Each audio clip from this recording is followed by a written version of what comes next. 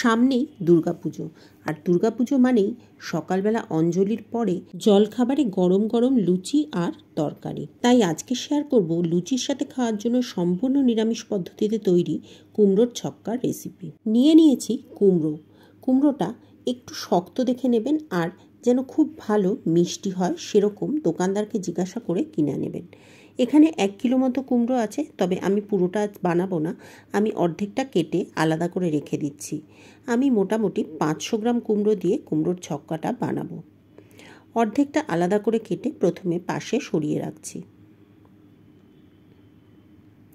বাকি অর্ধেকটা কুমড়ো টুকরো করে কেটে নেব। কুমড়োটা প্রথমে মাঝখান থেকে দুফালি করে নিয়েছি যাতে খোসা ছাড়াতে সুবিধা হয়। এবারে কুমড়োর খোসাটা আমি ছাড়িয়ে নেব। আমি পিলার দিয়ে কুমড়োর খোসাটা ছাড়াচ্ছি।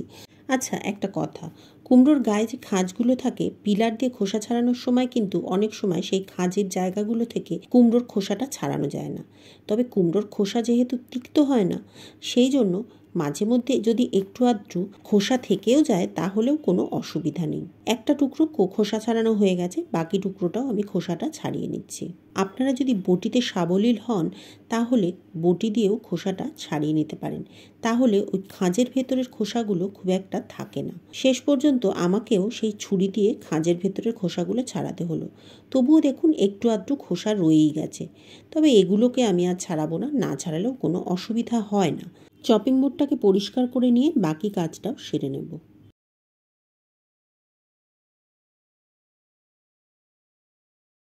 এবারে কুমড়োগুলোকে কেটে নেব। কুমড়োগুলো আমি কিভাবে কাটছি সেটা খেয়াল করবেন।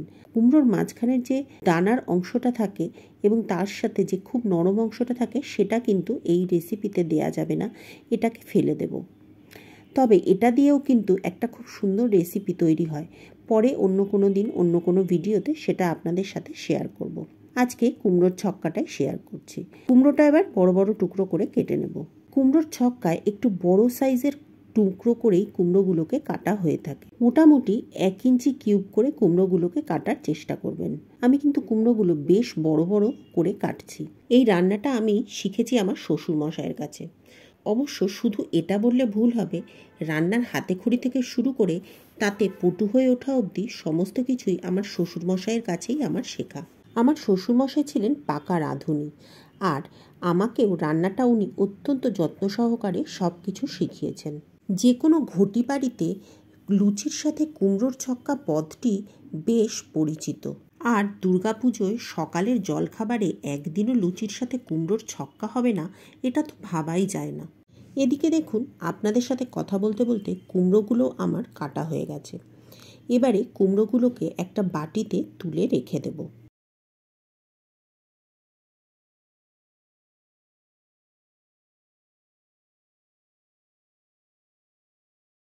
এবারে আলু কেটে নেব। নিয়েছি দুটো বড় সাইজের আলু।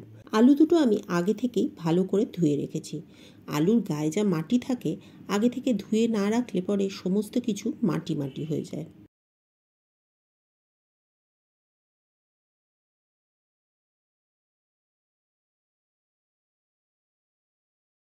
আলুর খোসাটা ছাড়িয়ে নিয়েছি। এবারে আলুগুলোকে বড় বড় করে টুকরো করে নেব। একটা টুকরো আমি আপনাদের দেখিয়ে দিয়েছি আমি কতটা বড় করে কাটছি।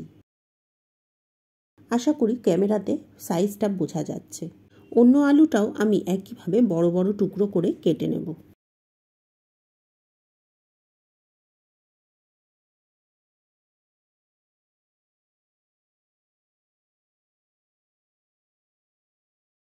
আলুটা কাটা হয়ে গেলে আলুটাও তুলে নেব আরেকটা বাটির মধ্যে।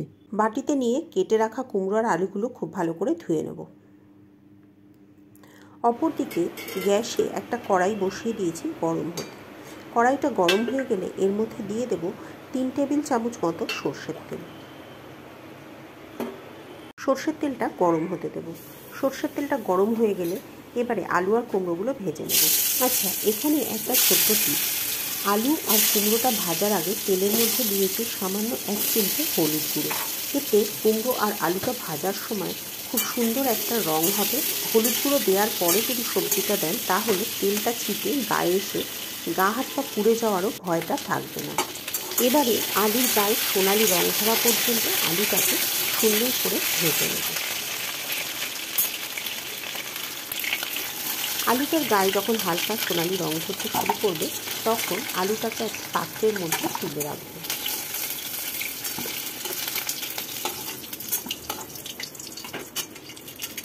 এবারে কুমড়োটাকে তেলের মধ্যে দিয়ে একই রকম সুন্দর সোনালি রং করে ভেজে নেব।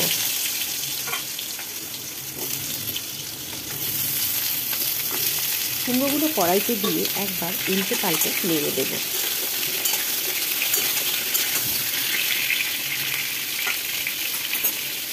মিনিট খানেক পর কুমড়োটা আরও একবার নাড়াচাড়া করে নেব। দেখতেই পাচ্ছেন কুমড়োটাতে হালকা রং ধরতে শুরু করে দিয়েছে। কুমড়োটা ভাজা হতে থাক, ততক্ষণ বাকি কাজটা সেরে নেব। নিয়েছি সামান্য এক টুকরো আদাটা খোসাটা ছাড়িয়ে নিচ্ছি।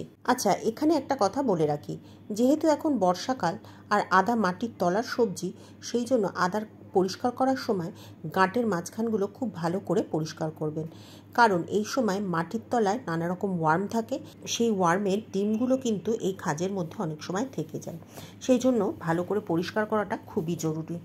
আদাটা খোসা ছাড়িয়ে পাশে সরিয়ে রাখবো। এবার কাঁচা লঙ্কা এবং টমেটোটাও কেটে নেব। কাঁচা লঙ্কার বোটাগুলো ছাড়িয়ে আমি মাঝখান থেকে সামান্য একটু চিড়ে নিচ্ছি।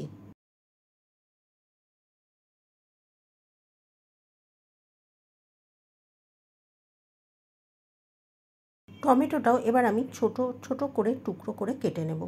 ভিডিওটি ভালো লাগলে একটা লাইক করে শেয়ার করে দেবেন, আর যদি চ্যানেলে নতুন হন তাহলে চ্যানেলটি সাবস্ক্রাইব করে পাশে থাকা বেল বাটনটি ক্লিক করে দেবেন, এতে সমস্ত ভিডিওর নোটিফিকেশান আপনার কাছে পৌঁছে যাবে। আর যারা ফেসবুক পেজ থেকে দেখছেন তারা পেজটিকে ফলো করে নেবেন। টমেটোটা কাটা হয়ে গেলে সমস্ত কিছু তুলে নেব একটা বাটির মধ্যে।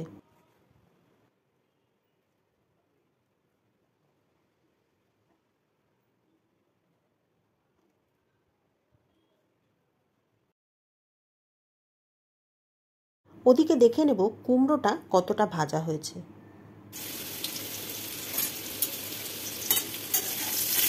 একবার নাড়াচাড়া করে নেব।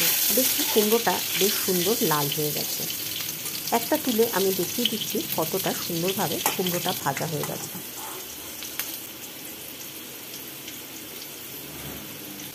আরও মিনিট খানেক ভেজে নিয়ে কুমড়োটাকে তুলে নেব।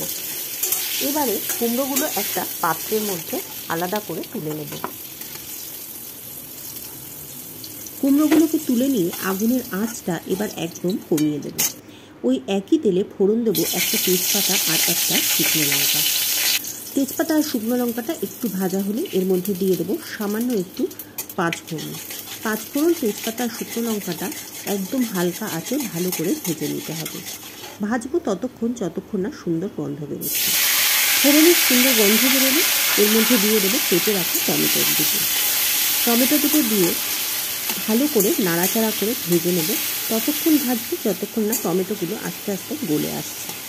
খুন্তির সাহায্যে এই সময় টমেটোগুলোকে একটু থেতলে দেব, যাতে টমেটোগুলো তাড়াতাড়ি গলে যায়। আগুনটা একদম কমিয়ে 1 মিনিটের জন্য চাপা দিয়ে রাখলেও টমেটোটা সুন্দরভাবে গলে যাবে, তবে আমি আজকে আর চাপা দিইনি। এবারে যে আদাটা ছাড়িয়ে রেখেছিলাম সেটা গ্রেট করে এর মধ্যে দিয়ে দেব।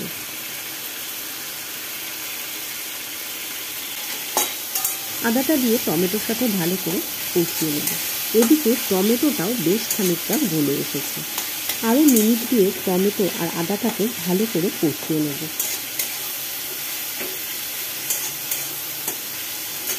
টমেটো আর আদাটা ভালো করে কষে গেলে এবার এর মধ্যে দিয়ে দেব গুঁড়ো মশলাগুলো। দিয়েছি 1.5 চা চামচ ধনে গুঁড়ো, 1.5 চা চামচ জিরে গুঁড়ো, 1 চামচের 4 ভাগের 1 ভাগ হলুদ গুঁড়ো, 8 চামচ লঙ্কা গুঁড়ো আর স্বাদ মতো লবণ। সমস্ত কিছু দিয়ে এবারে ভালো করে আবারও মশলাটাকে কষিয়ে নেব। গুঁড়ো মশলাগুলো দিয়ে একবার নাড়াচাড়া করে এর মধ্যে দিয়ে দেবো সামান্য একটু জল, এতে মশলাগুলো পুড়ে যাবে না। জলটা দিয়ে মশলার সাথে ভালো করে মিশিয়ে নিয়ে মশলাটা এবার খুব ভালো করে কষিয়ে নেব। মিনিট 3-4 কষিয়ে নেওয়ার পরে মশলা থেকে আস্তে আস্তে তেল ছাড়তে শুরু করবে। তবে মশলাটা কিন্তু এখনও কষানো হয়নি, মশলায় এখনও জল রয়েছে। আরও কিছুক্ষণ মশলাটা কষিয়ে নিতে হবে। নিয়েছি কিছুটা কাঁচা ছোলা, এটা আমি আগের দিন রাত্রে ভিজিয়ে সিদ্ধ করে নিয়েছিলাম। এবারে এই কাঁচা ছোলাটা এই মশলার মধ্যে দিয়ে কষিয়ে নেব।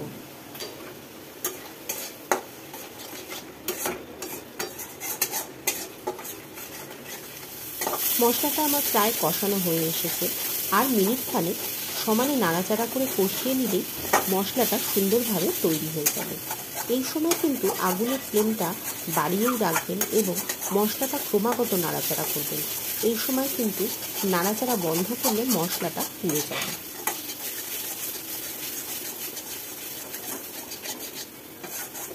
মশলাটা সুন্দরভাবে কষানো হয়ে গেছে। এবার এর মধ্যে দিয়ে দেব ভেজে রাখা কুমড়ো আর আলুগুলো। কুমড়ো আর আলুগুলো দিয়ে আরও কিছুক্ষণ নেড়ে চেড়ে মশলার সাথে কুমড়ো আর আলুটাকে কষিয়ে নেব। যে কোনো রান্নাতেই মশলাটা যত ভালোভাবে এবং যত বেশিক্ষণ ধরে কষানো যায় তত রান্নার স্বাদটা বেড়ে যায়। মশলার সাথে যে কোনো সবজি অথবা আপনি যাই রান্না করবেন সেটা বেশিক্ষণ ধরে কষালে তার স্বাদটা আরও অনেক বেশি খোলতাই হয়। মশলা এবং সবজিটা কষানো হয়ে গেলে এবার এর মধ্যে দিয়ে দেব পরিমাণ মতো জল।